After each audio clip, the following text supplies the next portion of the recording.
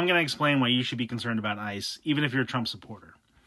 Before I get into it all, I'm going to ask that you do something at the end of this video, and if you don't do it, I will delete your comment, even if I agree with your comment. Even if it's just a response to another comment. Anytime you write down there, you got to include this info. Because of this restriction, this video may not go very far, but I don't control the platform. But I can sort of control the comments. Now, I understand that the pro-ICE folks are scared and afraid. It's okay to be afraid. We're all a little afraid right now. But using that fear to hurt others is cowardly, and it puts you in danger too. So this next part is going to make you angry, but we both know it's true. Don Hertz abuses and assaults women on the regular, and he has for his entire life. He built a career on hanging with Jeff and grabbing women when his various wives weren't around. He declared that the Central Park 5 innocent children should be deleted. He helped push 1 million Americans into the ground with COVID. He also ended immigration reform last year. So these mass deportations, this is his solution.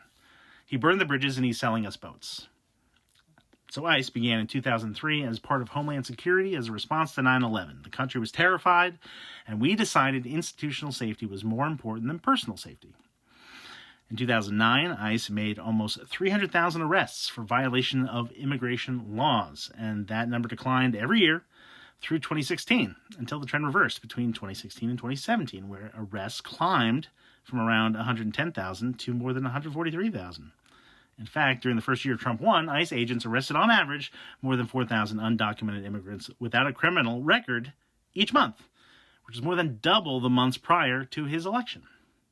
But let's talk about today. So ICE arrested 460 people today who were labeled as primarily having criminal or gang-related backgrounds. The term gang-related now can have various meanings, and it's a bit controversial. In some communities, you can be seen as being a gang member simply by living in the neighborhood. Another less common way the term is used considers whether the crime that you committed was committed to the benefit of a gang. We don't know how the term was being used here, and it might be different for everyone. Trump needs these dragnets to look like they are successful. There is significantly less crime in the U.S. right now, and he needs it to look like there's a lot in order to fulfill his promises. So another buzzword I heard today was Interpol Red Notice, which sounds like, ooh. Well, guess what? Red Notice is not anything particularly special. It's not even an international arrest warrant. It just means that an Interpol member country has decided that a person has broken one of their laws. Maybe that was a bad law, but remember, sometimes people flee their home country to escape political persecution. It's important to note that every article and every news source that I've seen today lists about 90 to 99% of them as suspects, not convicts. There has been no due process, no trial. We don't know what happened with these people at all. It's probably 460 different stories. Now, at least one guy in Boston was a previous convict, but this is a lot for one arrest that could have been carried out by BPD. The other big thing to realize is that now we're allowing ICE into places like schools, churches, and hospitals, something that we stopped doing in 2011. By sending agents into these places, this administration has increased collateral arrests. Tom Homan told the Washington Examiner that people who were not the target of arrests but encountered during those arrests will also be arrested and also possibly deported. What I'm trying to say is I have no idea how many of the people arrested today have actually been involved in a violent crime. I'm not saying ICE is lying per se, but it is to their advantage to tell people what they want to hear. Now, private detention centers and prisons is a billion-dollar industry, along with making Trump look good. More people in prisons means more money, and ICE detention centers are notorious. There were 308 sexual assault and sexual abuse complaints filed by immigrants detained in ICE facilities nationwide between 2015 and 2021, and only about 40% of those cases were ever even investigated. There's no reason to believe that a full accounting of these incidents exists. Like, people in ICE custody have reported many different forms of retaliation, from solitary confinement to physical abuse, revocation of privileges, and of course the constant threat of deportation. So there's the Stewart Detention Center in southwest Georgia, which has seen at least 9 deaths. In fact, 52 people have died while in ICE custody from January 2017 to December 2021. 49 of those deaths were labeled as preventable or possibly preventable if the right medical care had been provided. In 2020, the Irwin County Detention Center was shut down following a whistleblower's complaint that exposed non-consensual hysterectomies. I can't tell you what any of these people did to deserve humiliation, disfigurement, and death.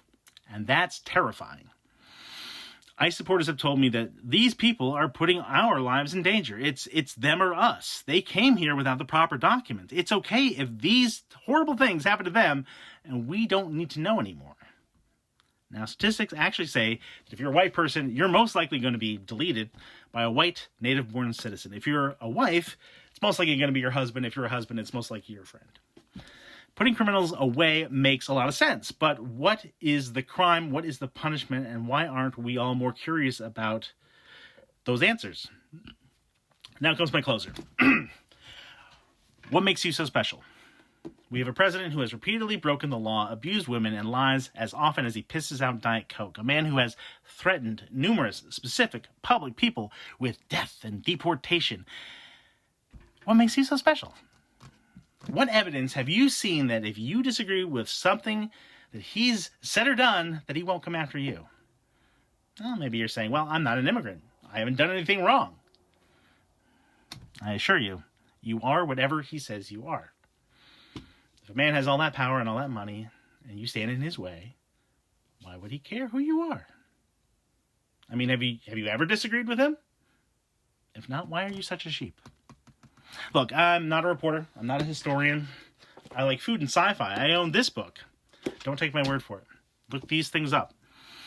Now, here's the secret thing. Okay, 99% sure your home oven is not at the correct temperature. And if it's off by more than 10 degrees, you need to recalibrate it. I tell you all this because if you want to cook well, and you should want to cook well, you need to make sure your tools are working properly. Set your oven to 350 degrees Fahrenheit. Wait 20 minutes. Get out an oven thermometer, stick it in there, then wait another 15 minutes. If you want your comment to stay up, you need to include the actual temperature of your oven in your comment. I'm going to delete the funny numbers. To make it fair, if I reply to anything, I'll include my oven temp as well. Thanks for listening.